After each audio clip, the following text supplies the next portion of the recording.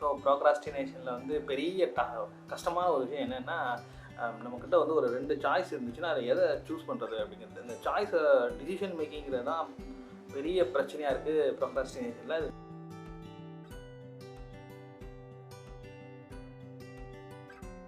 ஏ B அப்படின்னு 2 choice இருக்கும்போது 2மே எனக்கு வந்து முக்கியமான எனக்கு டாஸ்க்கு தான். ஸோ அதில் எது எனக்கு ப்ரியாரிட்டின்னு சூஸ் பண்ணுறது அப்படிங்கிறது தான் இங்கே பல பேருக்கு இருக்க பிரச்சனையே. ஸோ எப்படி அதை சூஸ் பண்ணலாம் அப்படின்னா, நம்மக்கிட்ட ஒரு 2 டாஸ்க் அப்படி இருக்குது அப்படின்னா, இதில் எது ரொம்ப கஷ்டமான டாஸ்க்கு அப்படிங்கிறது தான் நம்ம முதல்ல பிரிக்கணும். மோஸ்ட்லி வந்து கஷ்டமான டாஸ்கில் தான் நல்ல ரிசல்ட் இருக்கும். ஸோ வந்து நம்ம வந்து கஷ்டமான டாஸ்க்கை சூஸ் பண்ணுறது தான் ஆக்சுவலாக நல்ல ரிசல்ட்டை நோக்கி ட்ராவல் பண்ணுறதுக்கான ஃபஸ்ட்டு ஸ்டெப். ஸோ இந்த 2 டாஸ்கில் வந்து எது ஒரிஜினலாக உண்மையிலே கஷ்டம், ஒரு A task and then B task. இதில் வந்து நமக்கு கண்டிப்பாக வந்து அந்த 2 டாஸ்கில் நமக்கு நல்லா தெரியும். ஒரு டாஸ்க் வந்து ஈஸியாக செஞ்சிடலாம், ரொம்ப கொஞ்ச நேரத்தில் செஞ்சு முடியக்கூடிய ஒரு வேலை. ஸோ அதை ஃபஸ்ட்டு செஞ்சுட்டு அப்புறம் கஷ்டமான டாஸ்க் போனால் 2 டாஸ்க்குமே முடிச்சிடலாமே அப்படிலாம் நமக்கு தோணும். ஆக்சுவலாக அது பாசிபிளே கிடையாது. ஏன்னா நம்ம ஒரு டாஸ்க்கு முடித்த உடனே நமக்குள்ளே ஒரு லேசினஸ் வந்துடும். நம்ம ஒரு செல்ஃப் சாட்டிஸ்ஃபைட் ஆயிடுவோம். ஸோ நம்ம சாட்டிஸ்ஃபைட் ஆனோடனே என்ன ஆயிரும்னா, ஓகே நம்ம தான் 50% ஜாப் முடிச்சிட்டோம்ல. முயல் கதை தான், முயல் ஆமை கதையில் முயல் முக்கால்வாசி தூரம் ஓடிட்டு அப்புறம் ரெஸ்ட் எடுத்து தோற்று போயிடும் இல்லையா. ஸோ சிமிலர் மென்டாலிட்டி இது. நம்ம ஆக்சுவலாக அந்த கதைங்கிறது நம்மளோட ஆள் மனதை பற்றி தான் கதை. அது அதில் இருக்கிற வந்து மாரல் வந்து ஸ்லோவாக போகிறவன் ஜெயிப்பான், ஃபாஸ்ட்டாக போகிறவன் ஜெயிப்பான் அப்படிங்கிறது இல்லை. நம்மளோட டாஸ்க் மேனேஜ்மெண்ட் பற்றி கதை தான் அது. ஸோ நம்ம பேசிக்காகவே என்ன பண்ணுறோம்னா, லேசியான ஒரு டாஸ்க்கை சூஸ் பண்ணிவிட்டு அந்த டாஸ்க்கை முடிச்ச உடனே நமக்குள்ளே ஆள் மனசில் என்ன ஆயிடுதுன்னா ஒரு சாட்டிஸ்ஃபைட் ஆகிடுது. ஓகேனா முக்கால்வாசி டாஸ்க்கு முடிச்சுட்டு இந்த டாஸ்க்கை முடிச்சுட்டு அடுத்து அந்த டாஸ்க்கு ஈஸியாக முடிச்சிடலாம். ஸோ அது கொஞ்சம் நேரம் நம்ம நடுவில் ஒரு பிரேக் எடுத்துக்குவோம். ஸோ இந்த பிரேக்கை முடிச்சுட்டு வந்து அந்த டாஸ்க்கு நோக்கி நம்ம போகலாம் அப்படின்னு நம்ம முடிவெடுப்போம். ஆக்சுவலாக அங்கனக்குள்ளே தான் ப்ரோக்ராஸ்டினேஷனுங்கிற அந்த தள்ளி போடுதல் அது அங்கே தான் ஆரம்பமாகுது. ஸோ அங்கேருந்து நம்ம என்ன ஆயிடும்னா, நம்ம அந்த வேலையை செய்கிறதே கிடையாது. ஸோ நம்ம அந்த தள்ளி போடுறோம், ஒரு 1 ஹவர் தள்ளி போடுவோம். அப்புறம் ஏதாவது ஒரு காரணம், ஏதாவது ஒரு டைவர்ஷன் இருக்கும். டைவர்ஷன் நமக்கு ஈஸியாக கிடைக்கிறது. செல்ஃபோனில் மூலமாக டைவர்ஷன் கிடைக்கலாம், இல்லை ஃப்ரெண்டு மூலமாக டைவர்ஷன் கிடைக்கலாம், இல்லை ஒரு டிவியோ, இல்லை ஏதோ ஒரு ஐபிஎல்லுக்கு ஏதோ சம்திங் ஏதோ நம்ம வந்து டைவர்ட் பண்ணுறதுக்கு இங்கே 1000 காரணம் இருக்குது. டெய்லி சோஷியல் மீடியாவில் நமக்கு கிடைக்கிற ஒரு அப்டேட்டே நம்ம வந்து டைவர்ட் பண்ணுறதுக்கு ஒரு முக்கிய காரணமாக இருக்குது. சம்டைம்ஸ் வந்து ஒரு வைரல் கண்டென்ட் பண்ணுவோம், திடீர்னு வந்து எல்லாருமே ஜெயிலரை பற்றி பேசிகிட்டு இருப்பாங்க. டக்குன்னு பார்த்தா உங்களுக்கு பிடிச்ச, அதாவது டாப் ஹீரோஸோட மனம் கவர்ந்த படம் இது அப்படின்னு சொல்லி டக்குன்னு டைவர்ட் ஒரு புதுசாக ஒரு ட்ரெண்ட் வரும். ஸோ ஒரு ட்ரெண்ட் மாறிக்கிட்டே இருக்கும். நம்ம அந்த ட்ரெண்டை ஃபாலோ பண்ணிகிட்டே போயிட்டே இருப்போம். நம்ம என்ன பண்ணுவோம்னா, நம்ம டாஸ்க்கை விட்டுட்டு இந்த ட்ரெண்டில் ஃபாலோ பண்ணிகிட்டே இருப்போம். ஸோ இதில் வந்து நம்ம என்னென்னா, இதுதான் நம்மளோட டைவர்ஷன் பாயிண்ட்ஸ் இது எல்லாமே. ஸோ அப்போ நம்ம என்ன பண்ணணும்னா, நம்ம பிகினிங்லேயே நம்ம ஃபஸ்ட்டு ஆரம்பிக்கும் போது என்னென்னா, இருக்கிறதுலே டஃப்பான அந்த ஜாபை ஃபஸ்ட்டு சூஸ் பண்ணி அதை முடிச்சிட்டோம்னா, ஈஸியான டாஸ்க் வந்து நீங்கள் ப்ரோக்ராஸ்டினேஷனில் தள்ளி போட்டால் கூட அது ஒன் டே டிலே ஆனால் கூட நம்ம அது முடிச்சிடுவோம்.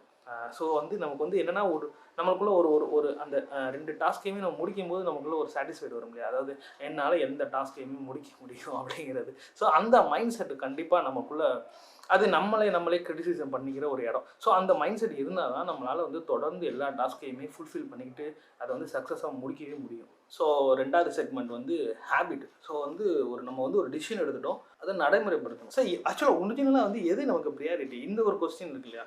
நம்மளோட முடிய வேண்டியது ஒரு 10 டாஸ்க் இருந்துச்சுன்னா, ஸோ எது இதில் ஈஸியஸ்ட்டு டாஸ்க்கு அப்படின்னு சொல்லி அதை 1 அப்படின்னு சொல்லி போட்டுட்டு அப்படியே 1 2 3 இதில் ஈஸி, இதோட இது ஈஸி, இது கொஞ்சம் கஷ்டம்னு சொல்லிட்டு ஈஸியிலேருந்து ரொம்ப கஷ்டமான டாஸ்க்குன்னு நம்ம வருஷப்படுத்திட்டு அந்த 10வது டாஸ்க் இருக்குல்ல, ஸோ அதான் கஷ்டமான டாஸ்க் இருக்குல்லையா. ஸோ அதிலேருந்து நம்ம ஆரம்பிக்கலாம். எப்படி ஆரம்பிக்கலாம் அப்படின்னா, அது நம்ம லைஃபுக்கு ரொம்ப இம்பார்ட்டண்ட்டாக இந்த டாஸ்க்கை முடிக்கிறதுனால என்னோடய லைஃபு ஒரு பெரிய சேஞ்ச் இருக்குமா. ஸோ நான் வந்து இன்றைக்கி இருக்கிறத விட ஒரு 2 வருஷத்துக்கு அப்புறம் நான் ஒரு அடுத்த கட்டத்துக்கு போயிருப்பேனா. ஸோ எது இதில் வந்து எனக்கு வந்து அடுத்த ஸ்டேஜுக்கு கொண்டு போகும் அப்படின்னு நம்ம பார்த்தாலே, ஸோ அது ஆக்சுவலாக மோஸ்ட்லி அதான் டஃபஸ்ட்டு டாஸ்க்காக இருக்கும், முடிக்க முடியாத ஒரு டாஸ்க்காக இருக்கும். ஸோ அதை நம்ம ஒரு சின்ன பார்ட்ஸாக பிரிச்சுட்டு, ஸோ அதுலேருந்து நம்மளோட கோல்ஸை நோக்கி நம்ம ட்ராவல் பண்ண ஆரம்பிக்கலாம். ஸோ ஒரு உயரத்தை நோக்கி போகிறோம் அப்படின்னா, நம்ம ஏணி கரெக்டான இடத்துல இருந்தால் தான் நம்ம அந்த கரெக்டான இடத்துக்கு போய் சேர முடியும். ஸோ நம்ம ஏணி தப்பான ஒரு இடத்துல ப்ளேஸ் பண்ணிவிட்டு அதை தப்பான டாஸ்க்கை சூஸ் பண்ணுறதை சொல்கிறேன். ஸோ நம்ம தப்பான ஒரு இடத்துல ஒரு ஏணியை நம்ம ப்ளேஸ் பண்ணிவிட்டு நம்ம அதை நோக்கி போனால் நம்ம போய் சேர வேண்டிய இடம் வந்து நம்ம ஒரு கட்டத்தில் என்ன ஆயிரும்னா, தவறான இலக்கு நோக்கி போய்கிட்டு இருக்கோம் அப்படின்னு சொல்லி மென்டலாக டிப்ரெஷன் ஆக ஆரம்பிக்கும். ஸோ டிப்ரெஷன் ஒரு டிசிஷனை வந்து தப்பாக எடுக்கிறதுனாலேயே நம்ம வந்து டிப்ரெஷன் ஸ்கூலுக்குள்ளே கொண்டு போய் விடுறதுக்கு நிறைய சான்சஸ் இருக்குது. ஸோ முதல்ல பிகினிங்லேயே நம்ம வந்து அந்த 10 டாஸ்க்கை சூஸ் பண்ணும்போது எது என்னோட லைஃப்க்கு ப்ரியாரிட்டி அப்படிங்கிறத நம்ம சூஸ் பண்ணிட்டாலே நம்ம வந்து கரெக்டான நம்ம ஏணி வந்து கரெக்டான செவத்தில் வச்சுட்டோம்னு அர்த்தம். நம்ம அந்த ஏணியில் ஏறி நம்ம இலக்கை நோக்கி போக ஆரம்பிக்கிறோம்னு அர்த்தம்.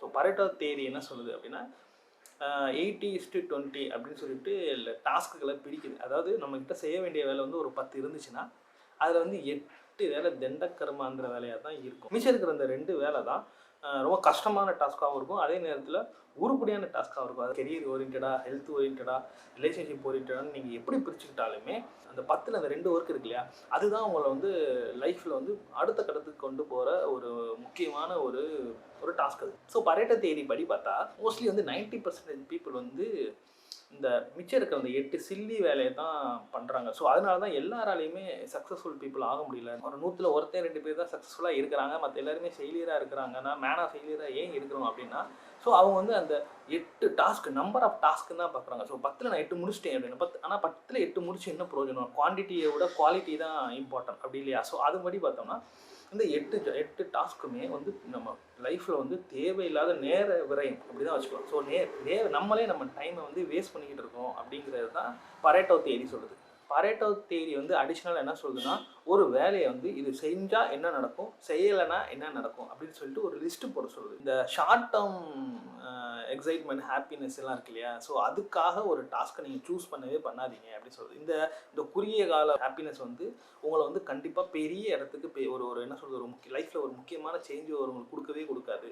ஸோ அதுக்கு நீங்கள் இம்பார்ட்டன்ட் கொடுக்க ஆரம்பிச்சிட்டிங்கனாலே நீங்கள் வந்து ஃபெயிலியர் நோக்கி போகிறீங்க அப்படிங்குது. ஸோ லாங் டேர்மாக நம்ம என்னவா ஆக போகிறோம், லாங் டேர்மாக நம்ம என்னவா இருக்கிற போகிறோம், இன்னிலேருந்து நான் 4 வருஷத்துக்கு அப்புறம் எப்படி இருக்க போகிறேன் அப்படிங்கிறத மைண்டில் வச்சுக்கிட்டு தான் ஒரு டாஸ்க்கை சூஸ் பண்ணவே சொல்லுது பரேட்டோ தியரி. இன்னொன்று வந்து நிறைய பேர் பண்ணுற தப்பு என்னென்னா, ஃபஸ்ட்டு கோலுக்கு போடுறதுக்கு முன்னாடியே second goal, third goal, fourth கோல்லாம் எப்படி போடணும்னு சொல்லி பிளானிங்லாம் நிறையா வச்சுக்கிறது. ஸோ அது கண்டிப்பாக வேலைக்கு ஆகவே ஆகாது. நீங்கள் பண்ணுற பெரிய தப்பு அதுதான். என்னென்னா, நம்ம ஃபஸ்ட் திங் ஃபஸ்ட் அப்படின்னு ஒன்று சொல்லுவாங்க இங்கிலீஷில். ஸோ நம்ம வந்து ஃபஸ்ட்டு ஒரு டாஸ்க் ஒன்று ஃபிக்ஸ் பண்ணுறோம்னா அந்த டாஸ்க்கை முடிக்கிற வருதி ஸோ செகண்டு ஸ்டேஷனை பற்றியோ, செகண்டு கோலை பற்றியோ, செகண்டில் இருக்கிற அந்த செகண்டுங்கிறத பற்றி நம்ம அடுத்த ஸ்டேஜ் 2 அப்படிங்கிறத பற்றி நம்ம யோசிக்கவே கூடாது.